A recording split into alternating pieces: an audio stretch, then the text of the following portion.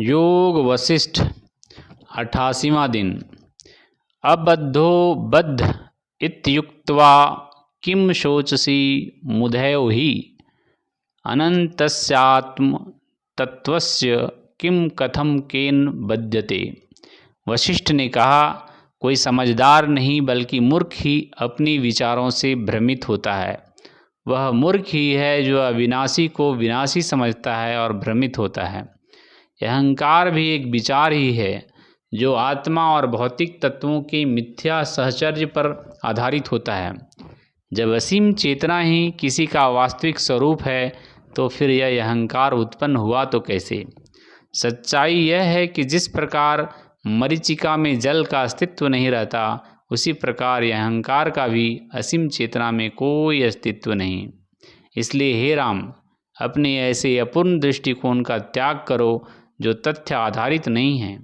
पूर्ण दृष्टिकोण में विश्राम करो और कहीं विश्राम करो, क्योंकि यही आनंद की प्रकृति है और सत्य पर आधारित है। सत्य की प्रकृति का अनुसंधान करो, झूठ को छोड़ो, तुम सदा मुक्त हो। तुम अपने को बंधनग्रस्त क्यों कहते और दुखी होते हो। सत्य असीम है, वह क्यों, कैसे या किसके द्वारा बंध सकता है। आत्मा के विभेद नहीं होते, पर ब्रह्म ही सब कुछ है, तो फिर बंधन क्या और मोक्ष क्या। यह मात्र अज्ञानजन्य स्थिति है कि हम सोचते हैं और दुख का अनुभव करते हैं, जबकि दुख तुम्हें छू तक ही नहीं गया है। ये चीज़ें आत्मा में नहीं होती।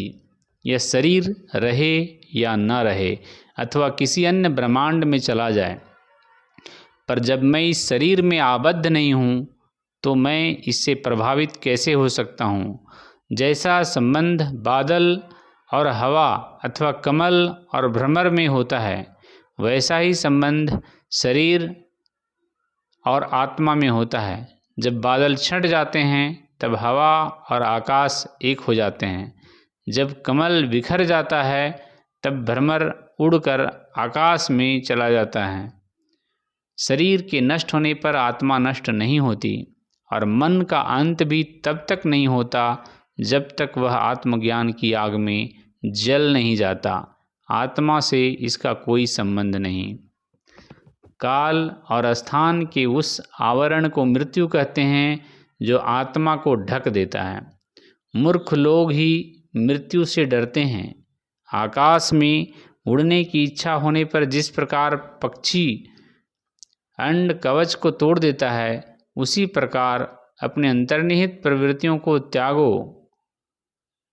अपार दुख देने वाली अज्ञानजन्य इस प्रवृत्तियों को नष्ट करना अत्यधिक कठिन होता है। आत्मा को सीमाबद्ध कर देने वाली मन की यह अज्ञानजन्य प्रवृत्ति असीम को ससीम मान लेती है। तो भी जिस प्रकार सूरज कोहरे को नष्ट कर देता है, उसी प्रकार आत्मा को प्रकृति के संबंध में होने वाला अनुसंधानात्मक स्वप्रयास अज्ञानजन्य आत्मा को सीमित करने वाली प्रवृत्ति को नष्ट कर देता है।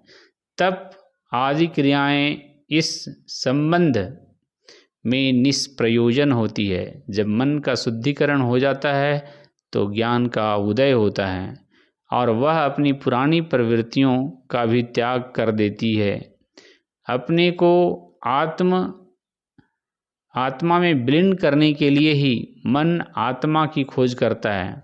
ऐसी ही मन की प्रकृति है, यही परम लक्ष्य है। हे राम, इसी के लिए प्रयास करो।